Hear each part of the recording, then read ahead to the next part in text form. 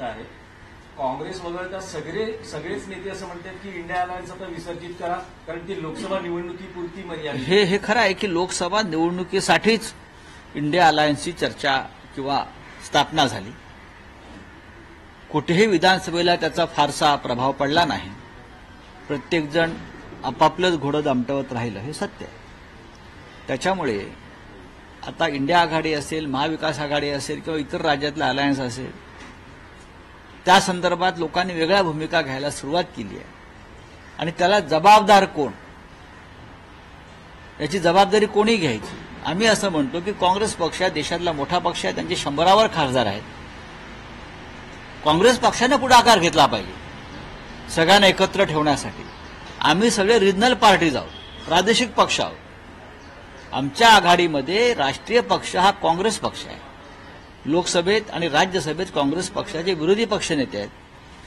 100वर खासदार त्यांचे दोन्ही ठिकाणी आहेत. साधारण जबाबदारी त्यांची आहे सगळ्यांना एकत्र ठेवण्याची आणि टिकवण्याची.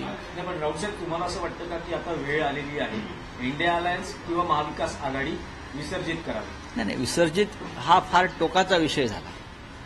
याच्यात काय दुरुस्ती करता येईल का या संदर्भात विचार केला पाहिजे. ज्या चुका होत्या किंवा झाल्यात त्या संदर्भात आपल्याला काही, ज्याला आपण दुरुस्तीच म्हणतो, किंवा काही वेगळा विचार करू शकतो, सुधारणा करू शकतो का, तर तो व्हायला पाहिजे.